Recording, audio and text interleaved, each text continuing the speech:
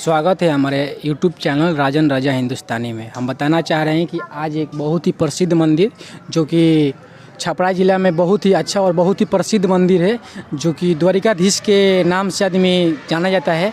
जो कि यह मंदिर छपरा से इधर उत्तर साइड के दिशा में यह 6 किलोमीटर के आसपास में उपस्थित है।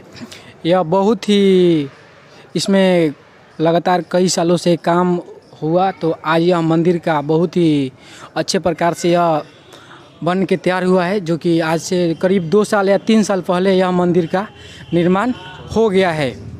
यह मैंने कहने मतलब कि इसमें कार्य हमको लगभग 13 या 14 साल लग गया है इस कार्य को पूरा करने में। तो आइए हम इनके बाबा से जानते हैं कि आखिर यह मंदिर का निर्माण हुआ तो आखिर कैसे हुआ, आखिर इसमें क्या क्या मटेरियल लगा, आखिर इसको निर्माण करने में कितना दिन लग गया था, आखिर इसमें पैसा क्या लगा। तो आइए हम बाबा से जानते हैं और इस मंदिर के बारे में पूरा हम चर्चा करेंगे। आइए बाबा से पहले हम बात करके और बाबा से बात करने के बाद आपको मैं पूरा डिटेल्स बता रहा हूँ। तो आइए हमारे बने रहिए। तो आइए हम मंदिर के अंदर प्रवेश कर चुके हैं और हम बाबा से भेंट कर रहे हैं। और मंदिर में घुसते ही बाबा ने हमको बहुत ही अच्छे तरीके से भाग्य स्वागत किए और माला पहनाए, भगवान के प्रसाद दिए। और आइए बाबा से जानते हैं कि आखिर मंदिर का निर्माण कैसे। तो आइए हम बाबा के पास में आ गए हैं और बाबा से जानते हैं कि आखिर मंदिर कैसे बना, कितने दिन टाइम लग गया। तो आइए हम बाबा से बात करते हैं। तो बाबा स्वागत है हमारे YouTube चैनल में। बहुत बहुत धन्यवाद। हम बताना चाह रहे हैं कि बाबा ये जब मंदिर बना है तो आखिर व्यक्ति का क्या नाम है जो कि इतना अच्छा और इतना विशाल मंदिर बनाए हैं कि पूरा इंडिया में से बाहर भी परिचित हो गया यह द्वारिकाधीश मंदिर। वह व्यक्ति का नाम राजीव प्रताप सिंह है जी। रिलायंस में GM है जी। भगवान के प्रति उनकी बहुत बड़ी श्रद्धा है जी। उनके पिताजी का अरमान था कुछ सुपुत्र वही होते हैं जो पिता की ख्वाब और अरमानों को पूरा कर सके। जी। तो हमारे राजीव प्रताप सिंह जी अपने पिता की ख्वाब, उनके पिताजी का ख्वाब था, अरमान था कि हम अपने गांव में द्वारिकाधीश का लेकर आवें। तो उनके अरमान रखने के लिए और उनकी ख्वाब रखने के लिए उन्होंने अपने ताहे दिल, तन मन धन से उन्होंने द्वारिकाधीश के लिए अर्पित कर दिए और वह कराचूर मेहनत करके इस द्वारिकाधीश को यहाँ विराजमान किए और विराजमान करके उन्होंने आज इस नैनी को नैनी बना दिया। बताना चाह रहे हैं कि जो राजीव प्रताप जी हैं तो अपने पिताजी के जीवन काल में ही यह मंदिर बनवाए हैं या उनके? जी पिताजी के जीवन काल ही नहीं, उनके पिताजी ने यह इस मंदिर की नींव की स्थापना नींव दिया था जी। शुरुआत उनके पिताजी ही ने किया था। तो क्या अभी उनके राजीव जी के पिताजी हैं? नहीं, जब ये शुरुआत किए और कुछ दिन कार्य आगे बढ़ा उसमें भगवान इस चीज़ को आगे बढ़ाकर वह स्वर्ग सिधार गए। और जब वह स्वर्ग सिधार गए तो उनके मन में, उनके पुत्र के मन में ये लालसा जगा कि जिस काम को हमारे पिता ने आगे बढ़ाया है इसको पूर्ण करना मेरा कर्तव्य बनता है। तो उन्होंने इस काम को पूरा करके उनको दिखाया और उनकी आत्मा की शांति। बताना चाह रहे हैं कि बाबा इस मंदिर में कितना दिन तक ले कार्य हुआ कि यह मंदिर तैयार हुआ? कार्य तो बहुत लंबा हुआ, इसमें 12 साल लग गया। इसमें 12 साल लगा, जिसमें 3-4 साल ये काम विलम्ब हो गया, रुक गया क्योंकि उनके पिताजी स्वर्गवास हो गए।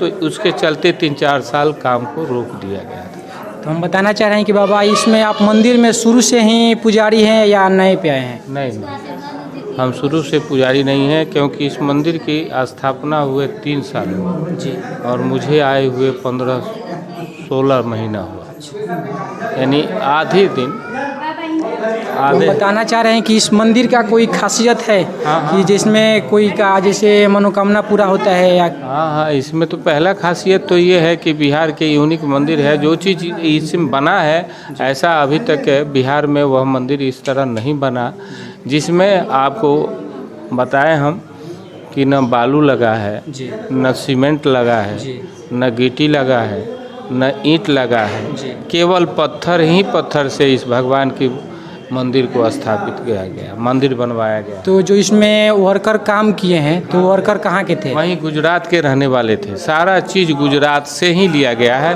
और वह रिलायंस के जो जीएम है वह गुजरात में ही है। बताना चाह रहे हैं कि इसमें मंदिर को बनाने में लगभग कितना पैसा लग गया था? लगभग ये 10 करोड़ से ऊपर है। 10 करोड़ से ऊपर। तो क्या राजीव सिंह जी सिर्फ अपना 10 करोड़ लगाए या गांव का भी कोई योगदान मिला?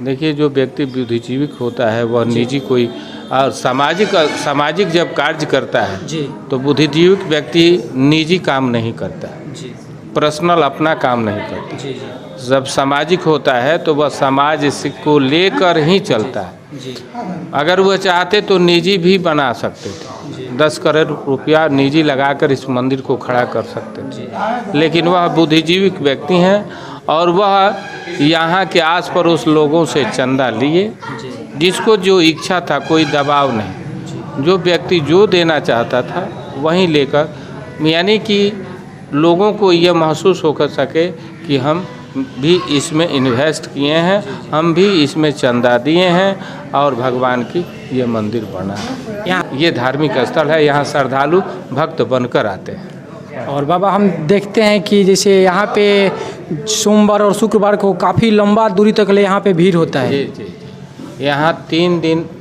काफ़ी भीड़ होता है जी।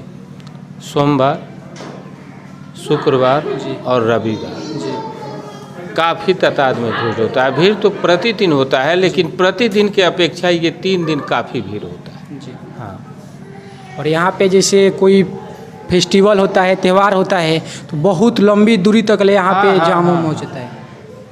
अभी कुछ ही दिन पहले जन्माष्टमी मनाया गया था जी। काफ़ी दिन की बात छोड़िए, अभी कुछ दिन पहले भगवान के ही जन्म उत्सव का यहाँ कार्यक्रम हुआ था। वहाँ काफ़ी संख्याओं में लोग सुबह से ही आना शुरू किए और जब रात में जन्म उत्सव मनाया गया तो उस समय कम से कम 10,000 लोगों के बीच में यह जन्म उत्सव मनाया गया। इस मंदिर में खड़ा होने का जगह भी नहीं था। और एक विशेषता ये भी बता दें कि इतना 10,000 लोग रहते हुए यहाँ केवल एक चीज़ बाउंड्री, यहाँ ही तो बात है कि यहाँ एक चीज़ रोक लगा दिया जाए तो कोई श्रद्धालु उसको उल्लंघन नहीं करता। तो यहाँ 10,000 के बीच में एक भी व्यक्ति को अनाउंस करके कह दिया गया कि उत्सव के समय कोई फ़ोटो, कोई सेल्फी नहीं चलेगा। तो एक भी फ़ोटो नहीं, एकदम साउंड ख़त्म था और सारे लोग एकाग्रचित होकर भगवान की जन्म उत्सव मना रहे थे और भगवान की पूजा अर्चना को देख रहे थे। तो यहाँ के भी श्रद्धालु बहुत अच्छे हैं कि बाबा बाबा को बात भी मानते हैं और जो भी माने कहा जाता है तो उसको उल्लंघन नहीं किया जाता है। कहने का तरीका होना चाहिए। अगर हम बाबा हैं, हमारे शब्द में उस तरह की व्यवहारिकता है तो लोग को मानना पड़ेगा। अगर मेरी शब्द में उस तरह की मिठास नहीं है, उस तरह की शब्द का प्रयोग नहीं है तो लोग नहीं भी मान सकते हैं। चले हम आपकी सेवा समाप्त करते हैं, इसलिए क्योंकि भगवान की मेरी चौथी आरती, यहाँ भगवान की 5 आरती होती है और 5 आरती में ये चौथी आरती होने जा रही है। हम बार बार टाइम की ओर देख रहे हैं, टाइम धीरे धीरे घसकते जा रहा है और मुझे टाइम कम जब मिलेगा तो मेरी तैयारी भी करनी है, इसलिए मैं आपका सेवा यहीं से बाध्य करता हूं और आपसे क्षमा चाहता हूं आगे के कार्य। तो देखिए यहाँ पे बाबा अभी चौथा आरती कर रहे हैं और बाबा जी यहाँ पे दिन भर में 5 आरती होता है। यहाँ पर श्रद्धालुओं का काफ़ी कतार है और यहाँ पे बहुत ही दूर दूर से लोग यहाँ पे आते हैं पूजा और दर्शन करने के लिए। और यहाँ पे 5 भगवान का यहाँ पे मूर्ति है फर्स्ट, और देखिए यहाँ पे बजरंगबली का मूर्ति है और उधर राधे कृष्ण जी का है, फिर से वहाँ पे दुर्गा माता का है, इधर गणेश भगवान का है। तो यहाँ पे हर श्रद्धालु का मनोकामना पूरा होता है। तो आप भी आइए और नैनी मंदिर में अपना मनोकामना मांगिए और इसको पूर्ण कीजिए। तब तक के लिए मैं यहीं से वीडियो को समाप्त कर रहा हूँ और बने रहिए हमारे चैनल के साथ राजन राजा हिंदुस्तानी। और ऐसे ही हर एक प्रकार का इंटरव्यू या भगवान से रिलेटेड या हर एक चीज़ आपको इस चैनल पर देखने को मिलेगा। तब तक के लिए थैंक यू।